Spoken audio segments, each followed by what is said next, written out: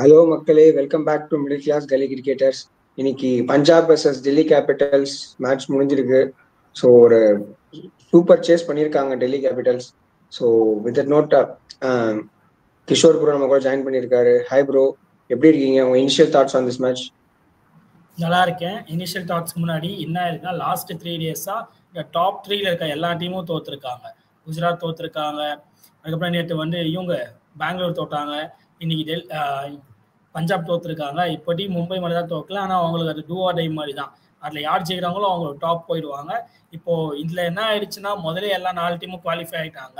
அதுக்கப்புறம் என்னடா பார்க்கறது, குவாலிஃபை வரைக்கும் வெறுப்பாக இருக்குமே, பிளே ஆஃப் வரைக்கும் அப்படின்றப்போ இப்போ அந்த பாட்டம்ல இருக்க டீம்லாம் டமாட்டுமே நடிச்சு மேலே இருக்கிற டீமை காலி பண்ணனால இன்னமும் கன்ஃபார்ம் ஆகலை யார் டாப் 2ல முடிப்பாங்க. அதுதான் இப்போ கியூடியஸே கொடுத்துருக்கு. அது குஜராத் ஓடுதாங்கன்னா 18 அப்படின்னு நின்றுவாங்க. அதுக்கப்புறம் மண்டே டியூஸ்டேல தெரிஞ்சிடும் யார் அந்த டாப் 2. ஏன்னா மண்டே வந்து இல்ல, அந்த டாப் 4 பொசிஷன் எப்படி வேணா மாறலாம். இந்த வருஷம் தான் அந்த மாதிரி ரொம்ப க்ளோஸா போகுதுன்னு நினைக்கிறேன். எனக்கு தெரிஞ்ச வரைக்கும் நான் எல்லா ஐபிஎல்லும் ரொம்ப க்ளோஸா பாத்திருக்கேன். இந்த டாப் 2, இந்த டாப் 4ல யாரு நம்பர் 1 நம்பர் 2 எல்லாத்துக்குமே இந்த பாசிபிலிட்டி இருக்கு அப்படின்றது வந்து இந்த சீசன்ல மட்டும்தான். ஏன்னா இதுக்கு முன்னாடி சீசன்லாம் கூட வந்து நம்ம ஊர்ல பண்ணிட்டோம், ஓகே எஸ்ஆர்எஸ் கேகேஆர் தான் வரும், இவங்க வருவாங்க, ஸோ இவங்க இதுதான் அப்படி டிசைட் ஆயிடும். ஆனா இதுல மட்டும்தான் யாருக்கு வேணா அந்த பாசிபிலிட்டி இருக்கு. நம்பர் 1 நம்பர் 2 நம்பர் 3 நம்பர் 4 வந்து ஸ்டஃப்ல ஆகிறதுக்கு வந்து யாருக்கு வேணா சான்ஸ் இருக்கு. டோர்னமெண்ட் ரொம்ப இன்ட்ரெஸ்டிங்கா போகுது என்னோட ஒப்பீனியன்ல இப்படி இருக்கிறதுனால. அதுக்கு காரணம் வந்து நிறைய சீசன்ஸ்ல பாஸ்ட் 5-6 ஆல்மோஸ்ட் ஒரு 10 சீசன்ஸ் கூட எடுத்துக்கலாம். எல்லா வாட்டியும் என்ன ஆகும்னா, இந்த 4th முடிக்கிற டீம் 14 பாயிண்ட்ஸ், நிறைய வாட்டி 14 பாயிண்ட்ஸ் தான் முடிக்கும். ஆனால் இந்த வாட்டி அதுவே 16 பாயிண்ட்ஸ்ல முடிச்சிருக்கு. முதல்ல ஒரு 30-40 மேட்சஸ்லேயே வந்து டாப்ல இருக்க டீம் நிறைய மேட்சஸ் வின் பண்ணிட்டாங்க. ஆல்மோஸ்ட் 50 மேட்சஸ், அவங்க ஒரு 10 மேட்சஸ்ல 8-7 அந்த மாதிரி வின் பண்ணிட்டாங்க. அதனால மிச்சம் 4 வந்து க்ளோஸாக போயிடுச்சு. அந்த 4 இப்போ ஃபார் எக்ஸாம்பிள் வந்து டெல்லியா இருக்கட்டும், ராஜஸ்தான் ராயல்ஸா இருக்கட்டும், ஓப்பனிங்லாம் நல்லா தான்ப்பா இருக்கு, ஆனால் உங்ககிட்ட ஃபினிஷிங் சரியில்லையா, அந்த வடிவேல் டைலாக் தான் அந்த மாதிரி தான் போயிடுச்சு. முதல்ல 6 மேட்ச்ல 5 மேட்ச் ஜெயிச்சாங்க பஞ்சாப், எத்தனோ க்ளோஸ் மேட்ச், டெல்லி. அதுக்கப்புறம் பார்த்தீங்கன்னா லாஸ்ட் 6 மேட்சஸ்ல ஒன்றுமே பண்ணல, இப்போதான் ஒரு வின் எடுத்திருக்காங்க. அதே தான் இவங்களுக்கும் ராஜஸ்தான் ராயல்ஸ்க்கும் நிறைய க்ளோஸ் மேட்ச் சேஸ்ல மிஸ் பண்ணாங்க. அதனால அந்த டாப் 4 குவாலிஃபை ஆகிட்ட பிறகு அவங்க மேட்சஸ் இருக்கிறதுனால அதை பாட்டம் டீம் அடிச்சுட்டு இருக்காங்க. அது இந்த வாட்டி தான் நடந்துட்டு இருக்கு. பயங்கர இன்ட்ரெஸ்டிங்காக தான் இருக்கு. ஓகே, மேட்ச் வந்து செம்ம க்ளோஸ் மேட்ச், நல்லா இருந்தது. என்ன ஆச்சுன்னா 2 மேட்சுமே, முதல் மேட்சும் சரி, குஜராத் மேட்சும் சரி, அதுக்கப்புறம் பெங்களூர் மேட்சும் சரி, டாஸ் வின் பண்ணி பவுலிங் போட்டாங்க. ஸோ அவங்களால சேஸ் பண்ண முடியல. இன்னைக்கு கொஞ்சம் மாட்டி நடந்தது. டெல்லி டாஸ் வின் பண்ணி பவுலிங்னாங்க. அப்போயே யோசித்தேன், மேபி பஞ்சாப் பெரிய ஸ்கோர் அடிச்சுட்டு பிடிச்சிருவாங்களோ. பட் ஸ்டில் நம்ம பேசியிருக்கோம், நம்ம சேனல்லே பேசியிருக்கோம், என்னதான் அவங்க பிளேயர்ஸை பேக் பண்ணியிருந்தாலும், ஒரு சூப்பர் எக்ஸ்ப்ளோசிவ் ஸ்கோர் எடுத்திருந்தாலும் பவுலிங் கொஞ்சம் கம்பேர் பண்ணுறப்போ, ஃபார் எக்ஸாம்பிள் மும்பை இந்தியன்ஸோ இல்லை பெங்களூரோ, அதுக்கப்புறம் ஈவன் டெல்லியோட சொல்லலாம், அந்த மாதிரி பார்க்குறப்போ இவங்க பவுலிங் கொஞ்சம் வீக்காக இருக்குன்றத நல்லா தெரியுது. அது இன்னைக்கு தெரிஞ்சிருச்சு. ஸோ இன்னும் ஒரு மேட்ச் அதை அவங்க ஒர்க் பண்ணிட்டு எப்படி குவாலிஃபை ஆடுவாங்கன்றதா matters. Good toss to win அப்படின்னு தான் போச்சு. பட் நல்லா ஆடிட்டே இருந்தாங்க. அதுக்கப்புறம் புல் பேக் பண்ணாங்க. அந்த pull back all credit goes to Kuldeep Yadav. அவர் முதல் 3 ஓவர் அடி வாங்கினாலும் அந்த ஒரு ஓவர் பிடிச்சி கொடுத்தாரு.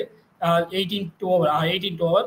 அதுக்கப்புறம் போட்ட முஸ்டாஃபிஸ் இன்னைக்கு ரொம்ப நல்லா போட்டாரு. ஆல்மோஸ்ட் 4 ஓவர்ஸ்க்கு 30 தான் கொடுத்துருக்காரு அரௌண்டு. அது ஒரு நல்ல குட் திங்காக இருந்தது. அதுக்கப்புறம் ஸ்டாய்னிஸ் ரொம்ப நாளாக வந்து மேட்ச்ல சேர்க்கல. மேபி அவருக்கு கொஞ்சம் இன்ஜுரி கன்சர்னோ இல்லைன்னா ஹெல்த் இஷ்யூஸோ, அப்புறம் திடீர்னு போயிட்டாரு. அந்த இஷ்யூ இருந்தனால திரும்பி பேக் பண்ணாங்க, வந்தாரு, சேர்த்தாங்க. அந்த மாதிரி அடி என்னையால சேர்க்க மாட்டீங்க, இதுக்கப்புறம் அவரை ட்ராப்பும் பண்ண முடியாது. அந்த மாதிரி ஒரு பிக் இன்னிங்ஸ் ஆனாரு ஸ்டாய்னிஸ். ஸோ ஃபர்ஸ்ட் இன்னிங்ஸ் வேற லெவலில் இருந்தது.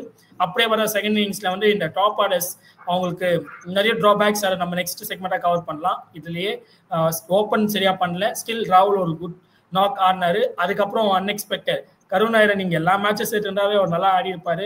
அந்த இடத்துல ஆட ஆள் இல்லை. அந்த சிட்டிக்கி அட்டல் அவரும் நல்லா ஆடினாரு.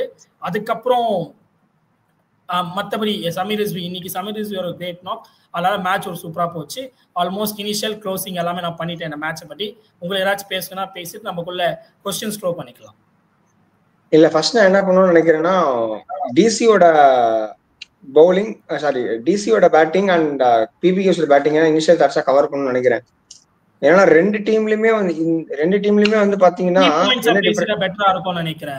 கீ பாயிண்ட்ஸா பேசுறீங்க. ஏன்னா ஓகே சோ நான் பிபிகேஸோட ஃபர்ஸ்ட் இன்னிங்ஸ் பேசிடுறேன். நான் பிபிகேஸோட பேட்டிங் அண்ட் பவுலிங், டிசி பேட்டிங்கோட பவுலிங் அப்படியே நான் கண்டினியூ பண்ணிடுறேன். ஸோ என்னதுன்னா பிபிகே பேட்டிங்ல என்ன ஒரு அட்வான்டேஜ்னா ஒரு பிளேயரை மட்டுமே அவங்க டிபெண்ட் பண்ணி இல்ல. ஸோ மற்றதெல்லாம் பாத்தீங்கன்னா டாப் ஆர்டர் ஃபெயில் ஆயிட்டாங்கன்னா அப்படியே வந்து கொலாப்ஸ் ஆயிடுவாங்க. எக்ஸாம்பிள் ஜிடி பாத்தீங்கன்னா டாப் 3ல ஏதாச்சும் கொஞ்சம் வந்துச்சுன்னா அப்படியே ஸ்ட்ரகிள் ஆவாங்க. ஆனா போன மேட்ச் நல்லா ஷாருக் கான் நல்லாவே 50 அடிச்சாரு.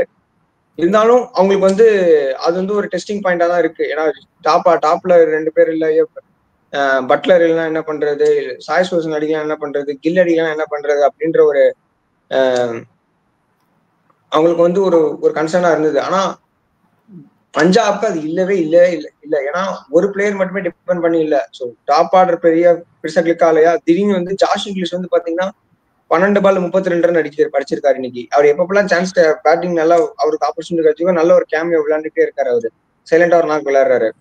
ரெண்டாவது சஷாங்க் சிங் மாதிரி ஒரு பிளேயர் வந்து நிறைய பஞ்சாப்க்கு நிறைய க்ளோஸ் மேட்சஸ் இல்ல பயங்கரமான இம்பார்ட்டன்டான நாக்ஸ் நிறைய விளையாண்டுருக்காரு போன வருஷமும் சரி இந்த வருஷமும் சரி.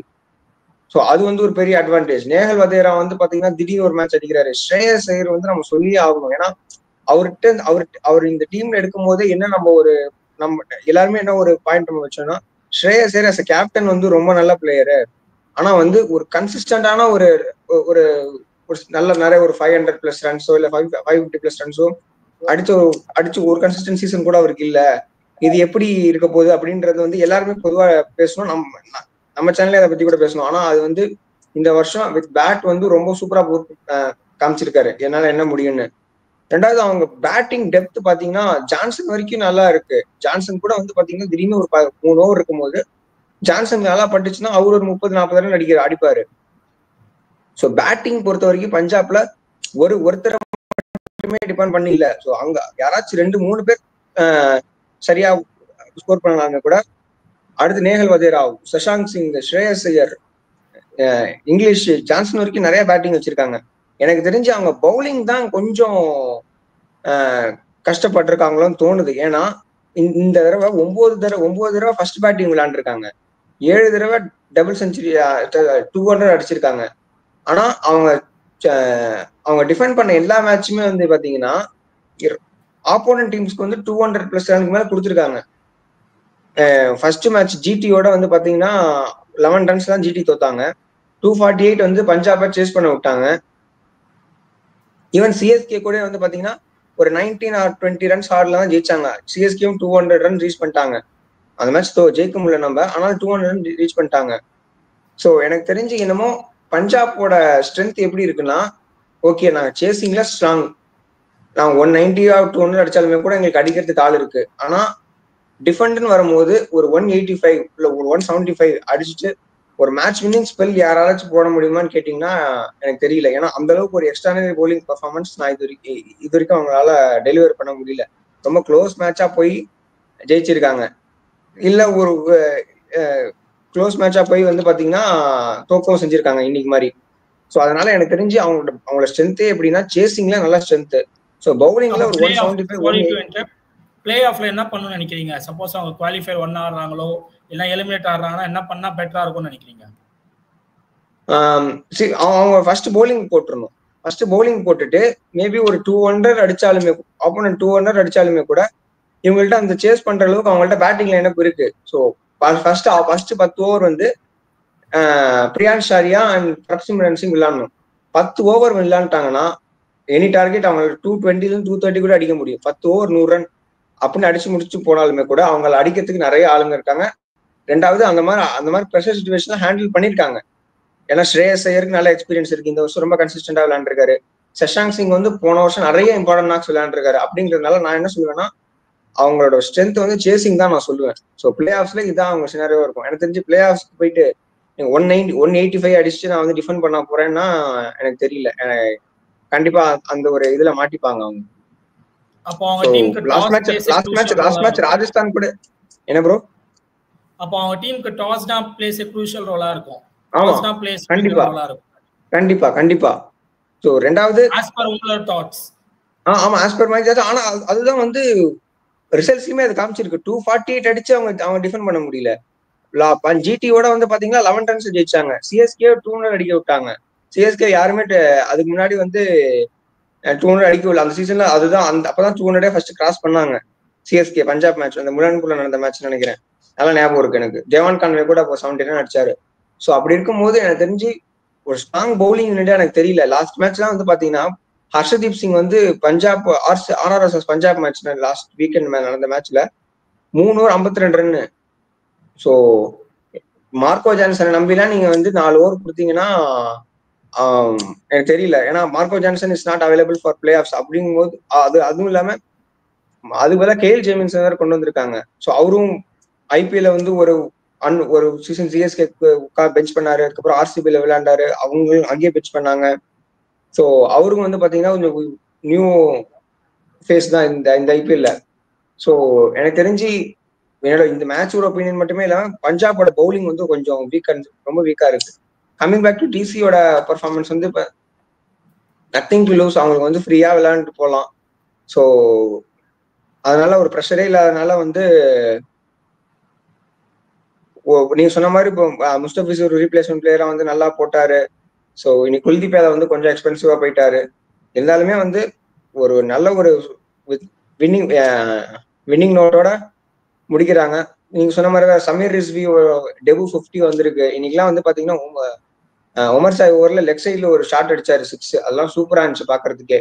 ஸோ நல்லா ஃபாஸ்ட் பவுலரும் நல்லா விளையாடுறாரு, ஸ்பின்னர்ஸும் நல்லா டேக் டவுன் பண்றாரு, ரன்னிங் விக்கெட்ஸ் நிறைய இருக்கு, சேஸை நல்லா எடுத்துட்டு போறாரு. அக்ஷர் பட்டேல் இல்லாத ஒரு குறைய வந்து இன்னைக்கு வந்து சமீர் ரிஸ்வி தீர்த்துட்டாரு. இன்னைக்கு வந்து பாத்தீங்கன்னா அக்ஷர் பட்டேல் இன்னைக்கு இன்ஜுரி விளையாடவே இல்லை. ஸோ அவங்க பஞ்சாப்லயும் வந்து பாத்தீங்கன்னா யுஸ்வேந்தர் சஹல் இன்ஜுரி விளையாடவே இல்லை. அக்ஷர் பட்டேல் வந்து ஒரு 2-3 ரோல் பிளே பண்றாரு. கேப்டன்சி பவுலிங்ல வந்து இம்பார்ட்டண்டா போறாரு, இம்பார்ட்டன்ட் ஓவர்ஸ் போட்டிருக்காரு, பவர் பிளேல வந்து போட்டிருக்காரு. பிளஸ் வந்து அந்த மிடில்ல வந்து அவர் பயங்கரமான ஒரு கான்ட்ரிபியூஷன் கொடுத்திருக்காரு வித் பேட். இந்த வருஷம் தான் பெஸ்ட் கொடுத்திருக்காரு. ஸோ இந்த 3 ரோலையுமே வந்து ஃபில் பண்றதுன்றது ஒரு பிளேயர் கன்சிஸ்டன்டா பண்ணி இப்போ அந்த ரோலை யார் பண்ண போறாங்க போது வந்து பாத்தீங்கன்னா அந்த பேட்டிங் கான்ட்ரிபியூஷன் சமீர் ரிஸ்வி சூப்பரா பண்ணாரு. டெபு 50, அதுவும் வந்து வின்னிங் ஷாட் 6 அடிச்சாரு. ஸோ ஒரு நல்ல ஒரு அசட்டா இருக்காரு இப்ப டிசிக்கு. இதான் முறை நட்வார்ஸ். ஓகே, கமிங் டு பஞ்சாப் பத்தி பேசுனதுல வந்து கரெக்ட் தான், ஒரு சில பாயிண்ட்ஸ் அக்ரி. பட் பவுலிங்ல வந்து அவங்க பவர் பிளேக்கு ரொம்ப நல்லாவே இருக்காங்க. ஏன்னா ஃபார் எக்ஸாம்பிள் வெளியவே பெஞ்ச்லயே வந்து வைசாக் விஜயகுமார் இருக்காரு, குல்தீப் சென் இருக்காரு, ஜேமிசனும் இருக்காரு, ஆரன் ஆர்டின் ஒரு ஆல்ரவுண்டர் இருக்காரு. ஸோ அவங்களோட பவர் பிளேக்கு ஓகே போட முடியும். மேபி அந்த 6 ஓவர்ஸ்ல ரன் போகும், ஏன்னா 2 ஃபீல்டர்ஸ் தான். மிடில் கூட தாக்கு பிடிக்கிறதுக்கு சாஹல் இருக்காரு, கூட ஹர்ப்ரீத் பிரார் இருக்காரு, மேபி வேற யாராச்சும் ட்ரை பண்ணிக்கலாம். ஆனா இந்த டெத்ல லாஸ்ட் 4 லாஸ்ட் 5 ஓவர் போடுறதுக்கு அங்கதான் ஆள் இல்லை. யாருமே அந்த யாக்கர்ஸ் நெயில் பண்றதுக்கோ அவுட் சைட் ஆஃப்ல போடுறதுக்கோ அந்த மாதிரி இடத்துல தான் பவுலர் இல்ல. ஒரே ஒரு மேட்ச் ஆனா டெத் வரைக்கும் கொண்டு போறதுக்கு வந்து நீங்க ஒரு செட் ஒரு பேஸ் போடணும். நீங்க பவர் பிளேலயே வந்து பாத்தீங்கன்னா ஒரு 2 விக்கெட் எடுத்து அப்படியே பிரஷர் போடணும். சோ எனக்கு தெரிஞ்சு அதுதான் பேசுறேன். இல்ல நீங்க பேசிட்டீங்க, நான் என் பாயிண்டே சொல்ல வரேன். அவங்க கிட்ட இருக்காங்க பவர் பிளே. குல்தீப் சென் நல்லா தான் போடுவார், 150ல பவர் பிளே நல்லா போடுவாரு. அதுதான் இல்ல, அவர் லேட்டா தான் வந்திருக்காரு. நான் சொல்றேன் பவர் பிளேல போறதுக்கு ஆள் இருக்காங்க. ஹர்ஷதீப் இருக்காரு, ஜேமிசன் இல்ல பாட்லேட் இருக்காரு, கூட திடீர்னு பிரார கை சுட்டி போட வச்சிடலாம். ஸோ அவங்களுக்கு டாப் 1 to 15 ஹவர்ஸ் போறதுக்கு ஆள் இருக்காங்க. அப்படி நீங்க பவர் பிளேல மிஸ் பண்ண சால் விக்கெட் டேக்கர் தூக்கி போட்டு எடுத்துருவாரு. அந்த எனக்கு தெரிஞ்சு அவன் கன்சர்ன் பார்த்தா டெக்ல போறதான் கன்சர்னா இருக்கும். ஏன்னா லாஸ்ட் 4 ஓவர் அதுல நம்ம யாக்கர் மிஸ் பண்ணிட்டா இல்ல ஸ்லோல மிஸ் பண்ணிட்டோம்னா இது எல்லாமே என்னதான் போட்டாலும் பழைய பால். இப்போ பால் மாத்திருக்காங்க, நியூ பால் தராங்க, ஸ்டில் அது கொஞ்சம் ஓபியா போய் வந்துடும், அது கஷ்டமா இருக்கும். இதுதான். பட் ஸ்டில் அவங்க ஒரு குட் டீமா தான் இருக்காங்க. ஒரு 10 இயர்ஸ்க்கு அப்புறம் ஆல்மோஸ்ட் 2014 குவாலிஃபை ஆனாங்க. அதுக்கப்புறம் 10 இயர்ஸ்க்கு அப்புறம் ஒரு கேப்டன். அதுக்கப்புறம் ஸ்ரேயா சர் பேசுனீங்க. ஸ்ரேயா சர் கேப்டன் மட்டும் இல்ல, நம்ம சேனல்லே வந்து இதே பாயிண்ட் எடுத்து வச்சிருக்கு. பிரபு வந்து டிஃபெண்ட் பண்ணாரு, இல்ல அவர் பேட்டிங்ல கன்சிஸ்டன்டா தான் ஆடி இருக்காரு. போன சீசன்லயே அவர் கேகேஆருக்கு ஆல்மோஸ்ட் 480+ கிட்ட அடிச்சிருக்காரு. அவர் எப்பப்பெல்லாம் கேப்டனா இருந்திருக்காரோ, எப்பப்பெல்லாம் ஐபிஎல் ஆடி இருக்காரோ ஒரு கன்சிஸ்டன்ட் நாக் ஆடி இருக்காரு, 400 அந்த மாதிரிலாம் நாக் ஆடி இருக்காரு. So nothing hard about Shreyas Iyer. Coming to டெல்லியோட பாசிட்டிவ்ஸ் என்ன பொறுத்த வரைக்கும் என்ன தோணுதுன்னா, அவங்க நிறைய நல்ல பிளேயர்ஸ் எல்லாம் பேக் பண்ணியிருக்காங்க, எடுத்திருக்காங்க. ஸோ அவங்க லாங் ரன் அப் கொடுத்து இதுல யாருமே எனக்கு தெரிஞ்சு ரிலீஸ் பண்ணணும்னு அவசியமே இல்லை. இல்ல யாராச்சும் ஒருத்தர் ரிலீஸ் பண்ணிட்டு தேவையில்லாம எடுத்துட்டோம் அப்படின்னா யாருமே இல்லை. அசுதோஷா இருக்கட்டும், விப்ராஜா இருக்கட்டும், சமீர் ரிஸ்வியா இருக்கட்டும், கருண் நாயரா இருக்கட்டும், அபிஷேக் பொருளா இருக்கட்டும், நம்ம இந்தியன் கன்ஸே எல்லாருமே சூப்பரா பண்ணியிருக்காங்க. மேபி யாராச்சும் ஒருத்தர் 2 பேர் ஒரு டொமஸ்டிக்ல ஃபார் எக்ஸாம்பிள் மானவதா குமாரோ இல்ல அஜய் மண்டலோ, தர்ஷன் ஆல்ரெடி ட்ரை பண்ணிருக்கலாம் ஹையா ரேட் பண்ண போலர் பை பிரபு, ஆனா அவரை யூஸ் பண்ணவே இல்லை. ஸோ அந்த மாதிரி யாராச்சும் ஒருத்தரை ட்ராப் பண்ணிட்டு மேபி யாரையாச்சும் ஒருத்தரை பை பண்றதோ மினி ஆக்ஷன் அந்த மாதிரி பண்ணி கொஞ்சம் டீமை ஸ்ட்ராங் பண்ணலாம். அதுக்கப்புறம் இந்த வாட்டி ரொம்ப ஒரு பட் ஆன் அண்ட் ஆஃப் தான், இன்ஜுரியில போயிட்டாரு, அதுக்கப்புறம் திரும்பி வந்தாரு, பெர்ஃபார்ம் பண்ண முடியல. இந்த வாட்டி கொஞ்சம் ஒழுங்கான சீசன் ஆடாத ஒரு பிளேயர்னா எனக்கு தெரிஞ்ச அந்த டீம்ல டூ பிளேசஸ் தான். அவர் மட்டும் கொஞ்சம் நல்லா கான்ட்ரிபியூஷன் பண்ணி, ஏன்னா இப்போ அவங்க தான் முடிச்சிருக்க வேண்டியது. நம்ம சேனல்லே நம்ம வந்து ஹையா ரேட் பண்ண டீம் அதை, பட் சம்வாட் அந்த அவங்க குள்ளே இருக்க மேனேஜ்மெண்ட் கெவின் பீட்டர்சன் எங்களால் எப்படி ஃபிட் பண்றதுன்னு தெரியலன்ற ஒரு கொஸ்டின் கேட்டுட்டோ இருக்கட்டும். நடராஜன் ஏன்னா அவர்லாம் உள்ள இருந்தானா ஒரு 2 மேட்ச் சான்ஸ் கொடுத்து ஒரு மேட்ச் நல்லா போட்டாரு, ஒரு மேட்ச் 50 ரன் போயிட்டாரு, ட்ராப் பண்ணிட்டாங்க. அந்த மிஸ்டேக்ஸ் எல்லாம் பண்ணாம ஒரு ப்ராப்பர் 11 செட் பண்ணிட்டாங்கன்னா கண்டிப்பா டாப் 2 இருந்திருப்பாங்க. இப்பயும் பாத்தீங்கன்னா 7 மேட்சஸ் வின் பண்ணிட்டாங்க, ஒரு மேட்ச் ட்ரா, ஒரு க்ளோஸ் மேட்ச் மிஸ் பண்ணாங்க, அதை வின் பண்ணி மும்பை கிட்ட போன மேட்ச், அந்த மேட்சை வந்து கருண் நாயர் ஆல்ரெடி கருண் நாயர் தான் ஒரு மேட்ச் சம்மாட்டி வச்ச மும்பை கிட்ட. ஸோ அவரை உள்ள போட்டு கூட இவரையும் நடராஜனும் வந்து ஐ திங்க் நடராஜன் இருந்தார் நினைக்கிறேன், மேபி இல்லைன்னா நடராஜனை வச்சு போயிருந்தா அந்த மேட்ச் ஒரு க்ளோஸா மேட்ச் போயிருக்கும். உங்களுக்கு இந்த மேட்ச் பட்டியோ இல்லைன்னா பஞ்சாப் பட்டி இல்லை டெல்லி பட்டி ஏதாச்சும் கவர் பண்ணா கவர் பண்ணுங்க, இல்லை நம்ம நாளைக்கு மேட்ச் ஒரு ரிவ்யூ போயிடலாம். இல்ல ப்ரோ, டெல்லியை பத்தி நீங்க கவர் பண்ணும்போது அவங்க அந்த ஓப்பனிங் பார்ட்னர்ஷிப் எனக்கு சரியா செட் ஆகல ப்ரோ. நிறைய மாத்தினாங்க அவங்க. கேஎல் ராகுல மிடில் வச்சிருந்தாங்க, ஏன்னா ஏர்லி விக்கெட்ஸ் போச்சுன்னா அவர் வந்து மேட்ச் வந்து ஸ்டெடியா கொண்டு போகணும்னு சொல்லிட்டு அவரை வச்சு அவரை மிடில் வச்சாங்க. ஸோ ஃபேஃப் டு பிளஸி வந்து பாத்தீங்கன்னா ஆன் அண்ட் ஆஃப் தான் விளையாண்டுருக்காரு. இந்த சீசன் வந்து ரொம்ப கன்சிஸ்டன்டா இல்லை அவரு. நல்ல இனிஷியலா கொஞ்சம் மேட்ச் வந்து இன்ஜுரி நல்லா மிஸ் பண்ணாரு. ஸோ அதுக்கப்புறம் வந்து ஒரு சில 50 அங்கங்க அடிச்சிருந்தாலுமே கூட இனிஷியலா அவருக்குமே வந்து ரிட்டையர்ட் ஃப்ரம் இன்டர்நேஷனல் கிரிக்கெட், அவருக்கும் 41 வயசு ஆயிடுச்சு. அப்படிங்கும் போது எனக்கு தெரிஞ்சு Faf du Plessis next year release பண்ணிடுவாங்களோ அப்படின்னு எனக்கு என்னமோ தோணுது. ஏன்னா எல்லாத்தையும் அவர் தான் கொஞ்சம் ஒரு சில மேட்ச் வந்து கொஞ்சம் பேட்டிங் வந்து கொஞ்சம் ஸ்லோ டவுன் ஆயிருக்கு அவரோட பர்ஃபார்மன்ஸ்ல. ஸோ அப்படி இருக்கும்போது எனக்கு தெரிஞ்சு ஃபேஃபை வேணா அவங்க ரிலீஸ் பண்றதுக்கு ஒரு ஆப்பர்ச்சுனிட்டி இருக்கு. மற்றபடி வந்து இதே டீமோட தான் போவாங்க, இதே கருண் நாயர் இதே செட்டப்போட தான் போவாங்க. அக்ஷர் பட்டேல்லாம் அடுத்த சீசன் கேப்டன் பண்ணுவாரு. ஸோ மேபி அந்த ஓப்பனிங் காம்பினேஷன் அந்த செட் ஆகாதனால அந்த ஜேக் ஃபேசர் மெகத்தை தாண்டி வேற யாராச்சும் அவுட் சைட் பாக்ஸ் யாராச்சும் எங்கேயாச்சும் ஒரு நல்ல ஒரு ஓப்பனிங் பேட்ஸ்மேன் வந்தா அவங்கள இன்பிளேஸ் ஆஃப் ஃபேஃப் டு பிளஸி அவரை ரீப்ளேஸ் பண்ணிடுவாங்கன்னு தோணுது. மற்றபடி எனக்கு தெரிஞ்சு நல்லாதான் பண்ணாங்க. அங்க இங்க ஒரு பேட் மேட்ச் வரும், அது வந்து அவங்க பிளே ஆஃப்ஸே வந்து அஃபெக்ட் பண்ணிடுச்சு. அது ஒண்ணுதான். ஏன்னா மஸ்ட் வின் கேம் வந்து அகெயின்ஸ்ட் ஜிடி. ஸோ அங்க தோத்துட்டாங்க. அதுக்கப்புறம் வந்து மும்பை இந்தியன்ஸ் மேட்ச் வந்து ரொம்ப ப்ரெஷர், ஏன்னா ரொம்ப மஸ்ட் வின். அது மும்பை மாதிரி ஒரு டீம் கூட வான்கடை வந்து பயங்கர ஸ்ட்ராங் இன்னைக்கு மும்பை. ஸோ கரெக்டான மொமெண்டம் பிரேக் ஆச்சு. ஸோ அதுக்கப்புறம் வந்து இம்பார்ட்டன்ட் மேட்சஸ் 2 தோற்றதுனால தான் அன்பார்ச்சுனேட்டா அவங்க டோர்னமெண்ட் வெளியே போயிட்டாங்க. ஸோ இதான் என்னோட initial thoughts final thoughts about Delhi. Punjab நான் ஃபர்ஸ்ட் சொன்ன மாதிரி தான் ப்ரோ. எனக்கு தெரிஞ்சு அவங்க பவுலிங்கை நம்பி 175 180 இல்ல 190 அடிச்சாலுமே கூட அவங்களால டிஃபெண்ட் பண்ண முடியுமா எனக்கு தெரியல. ஏன்னா ஹர்ஷதீப் சிங்கும் நல்லா ஒரு சில மேட்சஸ் நல்லா போட்டிருக்காரு, ஒரு சில மேட்சஸ் அவரும் ரன்னுக்கு போயிருக்காரு. ஸோ இன்னைக்கெல்லாம் வந்து பாத்தீங்கன்னா யுஸ்வேந்தர் சஹர் இல்லாதனால பிரவீன் திபே கொடுத்தாங்க, ஒரு 21 ரன் போயிடுச்சு. ஸோ 200 ரன்ஸ் நீங்க டிஃபெண்ட் பண்ணும்போது 21 ரன்லாம் நீங்க மிடில் கொடுத்தீங்கன்னா அவர் புது பையன், இதான் முதல் மேட்ச் ஆன இருக்காரு. ஸோ அவரெல்லாம் ஆர்ட்ஸா போக முடியாது நம்மளால. மேபி நீங்க சொல்ற மாதிரினா ஓமர் ஜயா சொல்லலாம், அவர் தான் மிடில் நிறைய ரன் கிளிக் பண்ணாரு. நான் என்ன சொல்றேன், இன்னைக்கு மேட்ச் பத்தி நான் சொல்றேன், ஹார்ஷா இருக்க முடியாதுன்னு சொல்லல, இன்னைக்கு மேட்ச் எப்படி போச்சுன்றத நான் சொல்றேன். சோ ஏன்னா இன்னைக்கு வந்து யுஸ்வேந்தர் சஹல் இல்ல, சோ அதுக்கு மேபி என்னனே தெரியல, மேபி சால் இன்ஜூரியா இருக்கலாம். இன்ஜூரி ஆனா அவருக்கு ரீப்ளேஸ்மென்ட் இவரு தான் இருக்காரு. சோ அதனால ஒரே ஒரு மேட்ச் வச்சுலாம் சொல்லுமா, அவர் சொல்லப்போனா விக்கெட் எடுத்தாரு, டியூப்ளிசிஸ் எடுத்துட்டாரு, கருண் 4 பால் 4 4 அடிச்சிட்டாரு. அதான் ஹார்ட் லக்குன்னு தான் சொல்லணும். அதனால அவர் ஒரு 20 ரன்ஸ் பத்தி எனக்கு தெரிஞ்சு ஒரு டிபேட்டபிளாவே இருக்கான்னு நினைக்கிறேன். மேபி அதான் எனக்கு தெரிஞ்சு வந்து பாத்தீங்கன்னா அவங்க பவுலிங் ஆப்ஷன் யார் போட்டாலுமே ஒரு சைட்ல அடி வாங்குறாங்க. ஏன்னா ஜான்சன் எல்லா மேட்சுமே வந்து அவர் விளையாட எல்லா ஐபிஎல் சீசனுமே நீங்க எடுத்து பாத்தீங்கன்னா 4 ஓவர் 40 ரன் அவர் போயிருப்பாரு. ஸோ அப்படி இருக்கும்போது என்னோட ஃபைனல் தாட்ஸ் என்னன்னா அபவுட் பிபிகேஎஸ், அவங்க வந்து அவங்களோட ஸ்ட்ரென்த்தே வந்து பாத்தீங்கன்னா சேசிங் தான். ஸோ அவங்க பிளே ஆஃப்ஸ் போறதுக்கோ இல்ல அதுக்கு நெக்ஸ்ட் மேட்ச்லயுமே கூட வந்து பாத்தீங்கன்னா அவங்க வந்து சேசிங் ஆல மட்டும் தான் ஜெயிக்க முடியுமே தவிர மும்பை மாதிரி ஒரு பேட்டிங் லைனப்ப அவங்க டிஃபெண்டே பண்ண முடியாது. இதான் bro final thoughts. Next match போயிடலாம் ப்ரோ. நெக்ஸ்ட் மேட்சோட இனிஷியல் தாட்ஸ் அண்ட் ஃபேவரட் சொல்லி முடிச்சுக்கலாம்.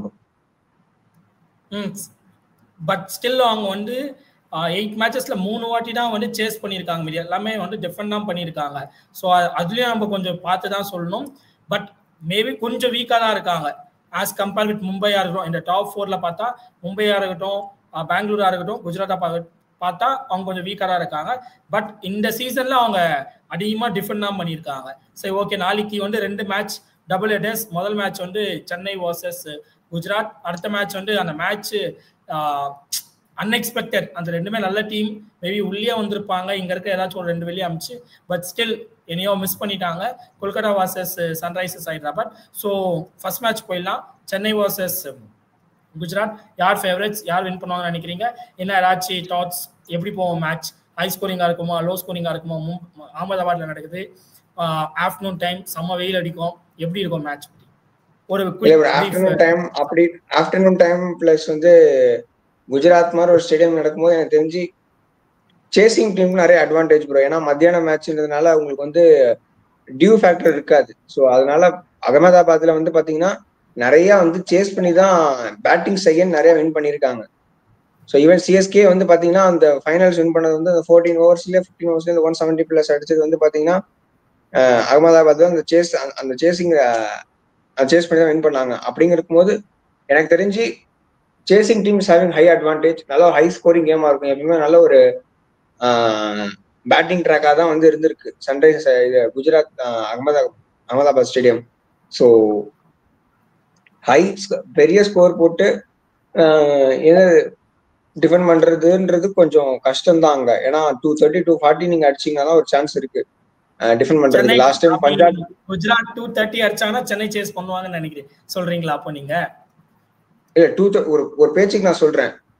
ஏன்னா இப்போ இருக்கிற பேட்டிங் லைனப் வேற மாதிரி இருக்கு. இருந்தாலும் ஒரு எக்ஸாம்பிளுக்கு நான் சொல்றேன், ஜெனரல் ஒப்பீனியன் நான் சொல்றேன். ஆனா இந்த மேட்ச் பார்க்கும்போது எனக்கு chasing team having high advantage. 200 plus அடிச்சாலுமே கூட இப்போ இருக்கிற சிஎஸ்கேவோட மறுபடியும் சொல்ல வரேன். இல்ல நீங்க சேசிங்ன்றீங்க. ஒரு அட்வான்டேஜ் இருக்கு, அக்செப்ட் பண்ணிக்கிறேன். யார் டாஸ் வின் பண்ணி ஃபர்ஸ்ட் பேட்டிங் ஆடுறாங்களோ செகண்ட் பேட்டிங் ஆடுறோம், ஐ மீன் டிஸ்அட்வான்டேஜ் இருக்கு நீங்க இந்த சேசிங் சொல்றப்போ. இப்போ சப்போஸ் குஜராத் டாஸ் வின் பண்ணி பேட்டிங் எடுத்துட்டாங்கன்னா அந்த 11 பேரும் ஒரு 3.5 மணி வெயில், ஆல்மோஸ்ட் 40-41 டிகிரில இருக்க வெயில நின்று வந்தாங்கன்னா ட்ரெயின் ஆயிடுவாங்க. ட்ரெயின் ஆடிட்டாங்கன்னா 230 இல்ல 220 200 அடிச்சாங்கன்னா சேஸ் பண்ண கஷ்டமா இருக்கும். அந்த ground chasing is the super option.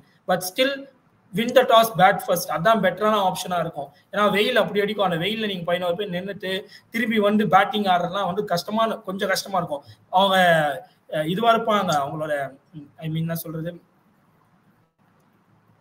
Sorry, அவங்க வந்து நல்லா எஃபெக்டிவா தான் இருப்பாங்க ஸ்டில். பட் என்னன்னாலும் கொஞ்சம் மிஸ் ஆயிடுச்சுன்னா அவங்களோட ஸ்ட்ரென்த் எல்லாம் போயிடுச்சுன்னா கஷ்டமா இருக்கும்.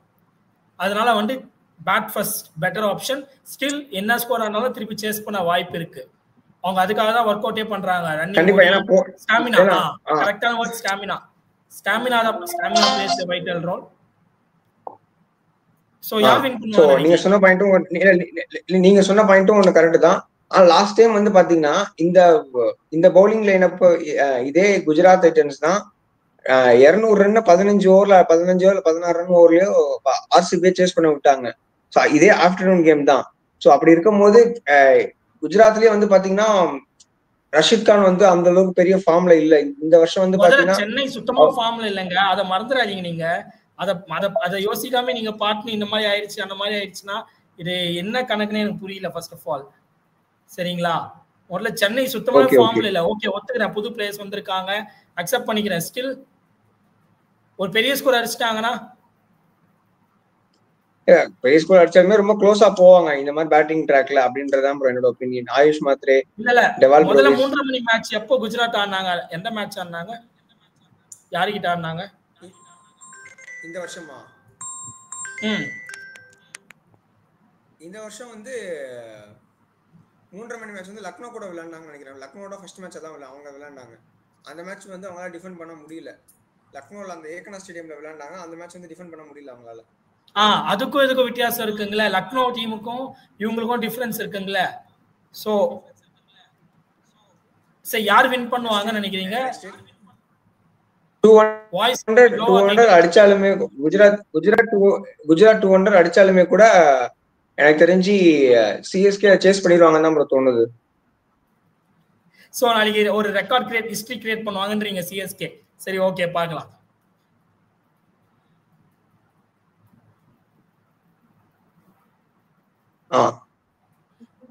சரி ஓகே நான் I will go with Gujarat.